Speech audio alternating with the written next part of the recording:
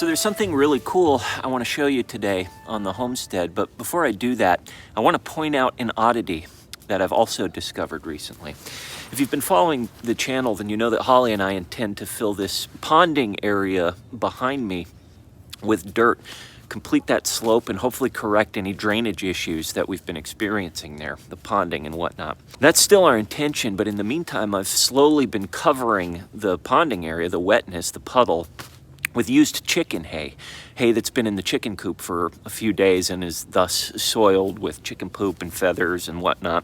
And I've just kind of been slowly covering all those wet areas with a layer of that hay. An interesting thing that I've noticed is that all of the areas that I've covered with the hay are no longer ponding. They're no longer wet. Now, I don't know what to make of that. That could just be a coincidence. But I wonder if the hay is somehow soaking up the moisture that I've been getting there.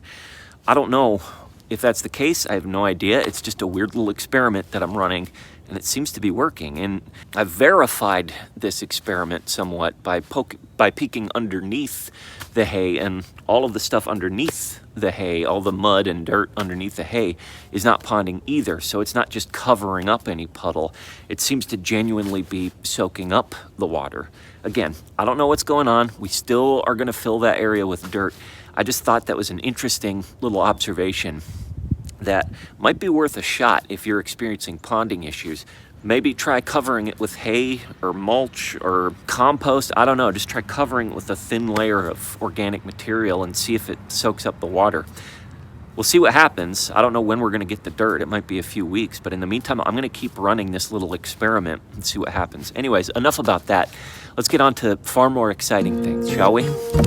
So I think it's fair to say that I've been here on the homestead for a fair amount of time, 4.5, 5 months or so. But it's strange because I always seem to be discovering new things on my property. Old farm equipment or infrastructure things that I had never seen before. Things that have just been hidden under layers of brush and bush and bramble that I just kind of discover by serendipity. Now, 90% of the time, the stuff that I find is just junk, trash that I need to figure out a way to get rid of, but every once in a while I'll come across something that I can really use. Yesterday, as I was out working around this little manger shed here, I actually made a very fortuitous discovery. 2 discoveries, in fact.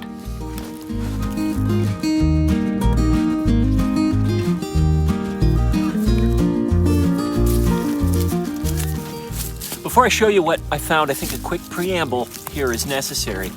As you can see here, I recently received the chainsaw blade for my brush cutter attachment on my weed whipper, and it's fair to say that I've been going bonkers with this thing. I've been clearing so much land that was before just a mess of brambles and impenetrable thicket. So yesterday I spent a good deal of time clearing away this path that I'm walking on right now. Yesterday, this path looked a lot like that. I couldn't walk through it, but that chainsaw blade made very quick work of it. Anyways, after a good deal of time clearing this stuff away, I peeled back a particularly thick bramble bush behind the manger shed to discover this. Dozens and dozens of cinder blocks, all in really good condition. This is concrete gold, my friend. These things aren't exactly pristine, but they're in good enough condition to use. I'd say there might be 100, if not more, of these blocks that I had no idea about until 24 hours ago. Now, you don't have to be a homesteader to realize the potential in cinder blocks, especially free cinder blocks. There are millions of different projects that you can take on with just a few cinder blocks. So the fact that we have, like I said, maybe 100 or if not more of really good condition cinder blocks opens up a whole world of possibilities for us here at the homestead. I personally never thought I would be this pumped and excited to discover a vast cache of cinder blocks, but here I am. There's also a lot of these concrete pipe things. I don't know what these are. Somebody in a previous video, when we found some larger versions of these, mentioned that they might be some sort of sewer pipe. I'm not sure. I can't vouch for that. I have no idea what these are for. Maybe we'll find a use for these, but if nothing else, they might just end up becoming gravel of some kind. I also uncovered more of this old trailer here. Now, I was aware of this trailer. I had seen it through the bush, through the bramble when we moved in, but I didn't realize what kind of condition it was in. I had no idea because the bramble was so thick. Now that we've uncovered more of the junk and the brush around here, I'm starting to get a better picture of what this old trailer looks like. My goal is to hopefully get this whole thing cleared out to get a better idea of what the axles underneath the trailer look like. If they're in decent condition, I'll of course fix this thing up and use it. My dad has a pickup truck that we can hook this thing onto. I might even be able to hook it up to my little sedan. I don't know, but if it's in good enough condition, I'll try and fix it up.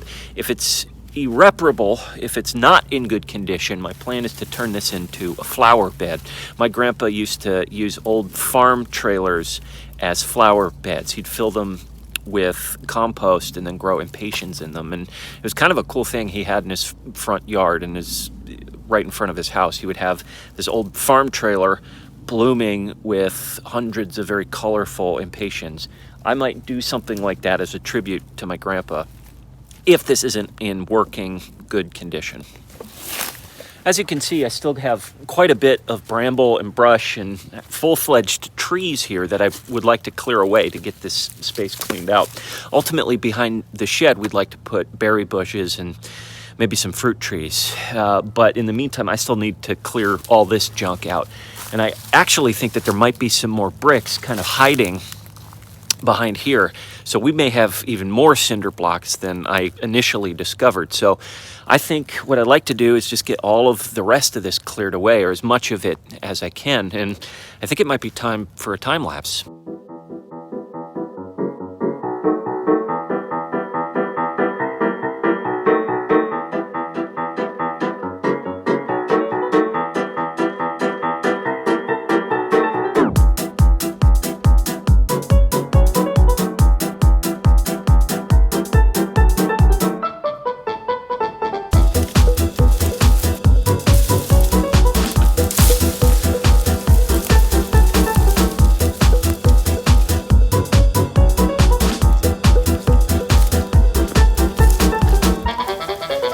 All right, I think it's fair to say that I put a dent in this thing. Ultimately, I didn't uncover that many more cinder blocks, but I did get a chance to free up this little trailer a lot, so I think I'm gonna try and roll it out right now.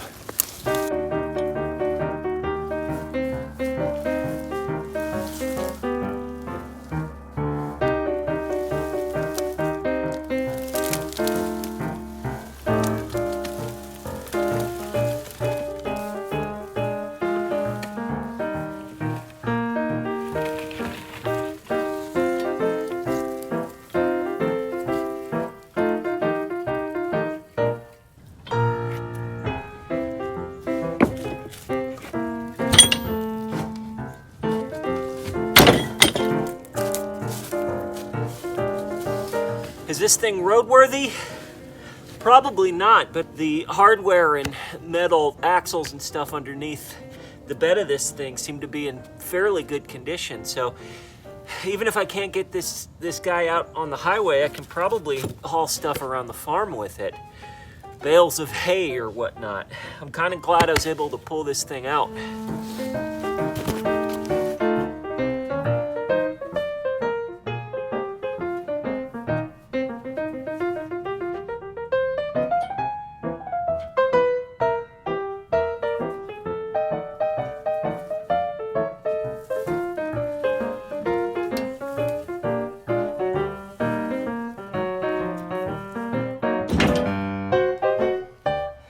In the meantime, this sure doesn't look pretty here, but it's a far sight better than what it was. I can actually walk through it. Before, I could not even see through this area. It was 8 to 10 foot high bramble, and now I can walk through it.